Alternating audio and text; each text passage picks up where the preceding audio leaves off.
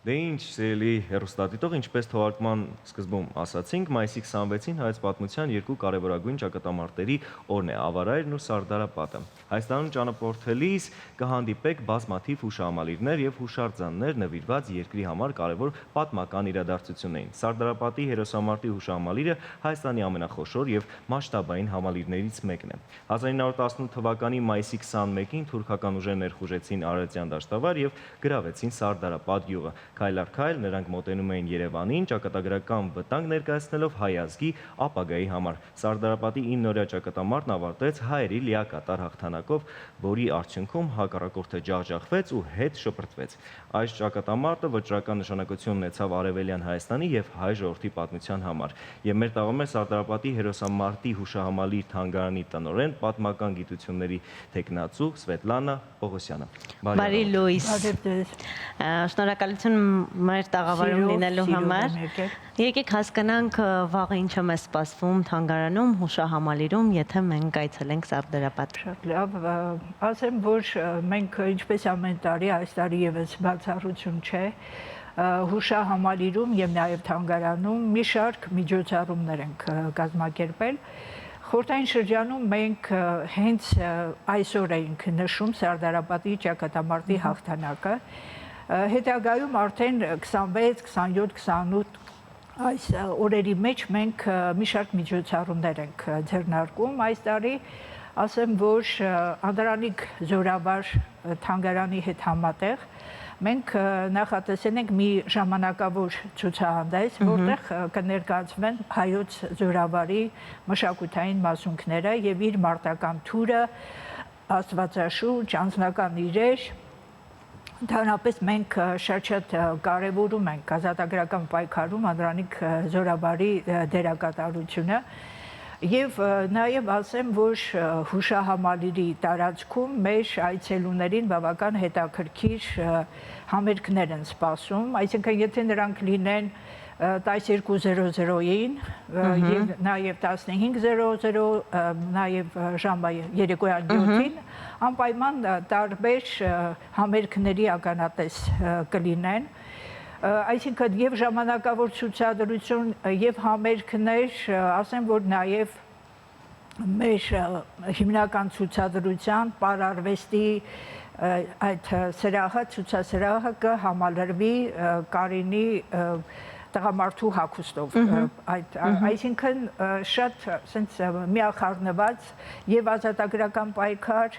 եւ անշուշտ նաեւ ազգագրություն, որովհետեւ հայտնի է, որ Սարդարապատի հուշահամալիր եւ հայոց ազգագրության թանգարան դա մի ամբողջ ներդաշնակություն է, եթե 1968-ին է բացվել Սարդարապատի հուշահամալիրը, ասեմ, որ փառահեղ ուղղակի գեղարվեստական լուծում է, ինքը հրաշալի հենց լավագույն հատվածում է, իհարկե դա հենց ճակատամարտի տարածքը չէ, բայց հենց այդ ասենք Ռաֆայել Իսրայելյանը եւ հեղինակային խումբը շատ ճիշտ տեղ են ընտրել, դա բլրի վրա է եւ իշխող կարծեք այ որ մենք ամեն օր աշխատանքի ենք գնում, այդ զանգաշտարակը կարծեք հերվից մեզ ողջունում է, ցլեր, արծիվներ, շատ խորհրդանշական, իսկապես սրբազան վայր է բոլոր հայերի համար եւ մենք գտնում ենք, որ դա յուրատեսակ ուխտատեղի է ամեն հայի համար, որտեղ Սարդարապատի հաղթանակը դա իսկապես մեր դարակազմիկ, այո, հաղթանակներից մեկն է։ Եվ դրա համար է, որ մենք միշտ աշխատում ենք, որ այցելուի համար հետաքրքիր լինի։ Ասեմ, որ նաև իրենց նոր ժամանակավոր ցուցահանդեսներ են սպասում։ Մեկը դա Վանի մշակութային մասունքներին է նվիրված, մեր թանգարանի հավաքածուից, եւ նաեւ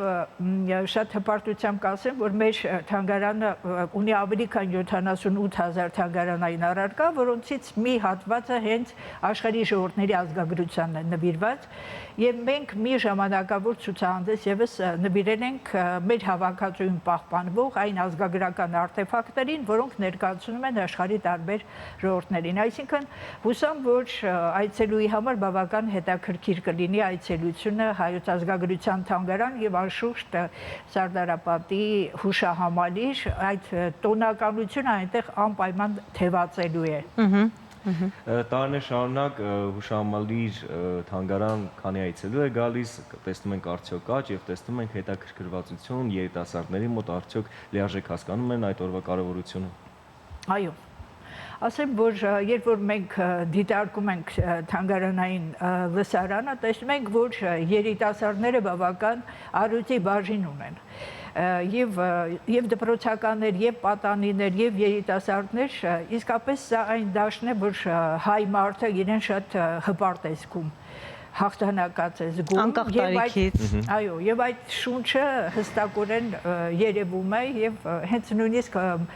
իրապես ինչպես Փարաջանովն է ասել, մեր նաև թանգարանը մեր մշակույթի, հայկական մշակույթի տաճար է։ Եվ տեսեք, մի կողմից ռազմական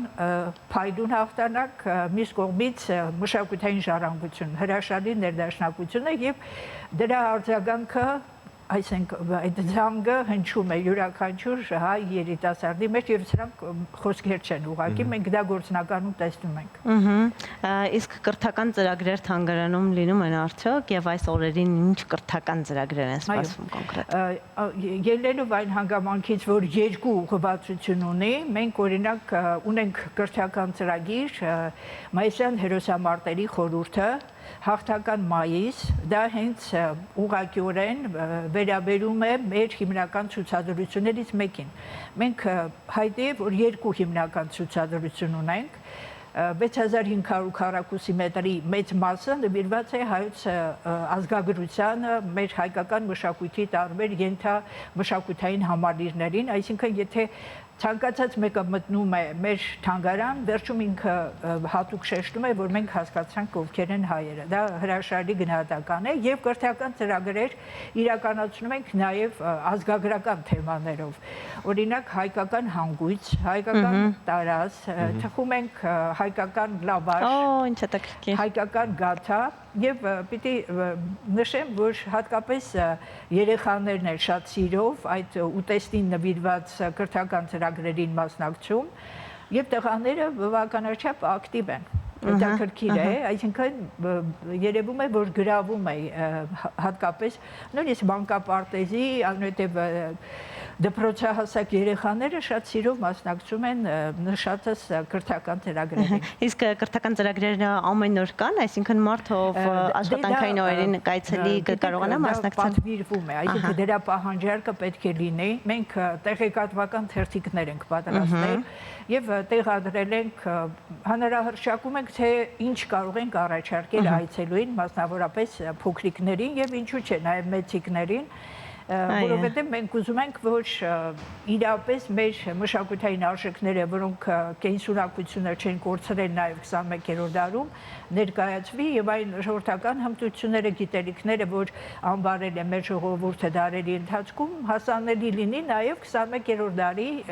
մարդուն քաղաքացուն։ Այո, ինչը բավականին կարևոր է։ Շնորհակալություն զրույցի համար, իսկապես այցելեք թանգարան, այցելեք Սարդարապատի հուշահամալիր, այնտեղ կմասնակցեք կրթական ծրագրերի, վայելեք, մի խոսքով շնորհակալություն զրույցի համար, իսկ մենք ասենք, որ այսօր Շանթի եթերում սպասվում է պրեմիերա։ Այսօր 20:30-ին Շանթի եթերում կլինի մի գեղեցիկ օր սերիալի պրեմիերան, բաց չթողնեք առաջին սերիան, իսկ շարունակությունը կարող եք դիտել յուրաքանչյուր երկուշաբթիից ուրբաթ Շանթի եթերում։ Ձեզ մաղթում ենք հրաշալի օր, շաբաթը նոր է սկսվում, եղանակին ուշադրություն մի դարձրեք, կարևորը ներսում արև լինի։ Այո, մենք վստահաբար կհանդիպենք վաղը եւ դեռ կարծես թե 4 օր ունենք միասին հանդիպելու, այնպես որ մինչև ամառ։ Իսկ դրանից հետո եւս շարունակվելու են մեր ուղիղ եթերները բնականաբար։ Պես որ շնորհակալություն, որ դիտում եք Առօրդը Շանթում, շնորհակալություն, որ դիտում եք Շանթ TV-ին։ Մնացեք մեզ հետ, մենք էստաֆետան փոխանցում ենք մեր Հորիզոնի գործընկերներին։ Դիտեք Հորիզոնը, որպեսզի տեղեկացված լինեք նաեւ լրատվական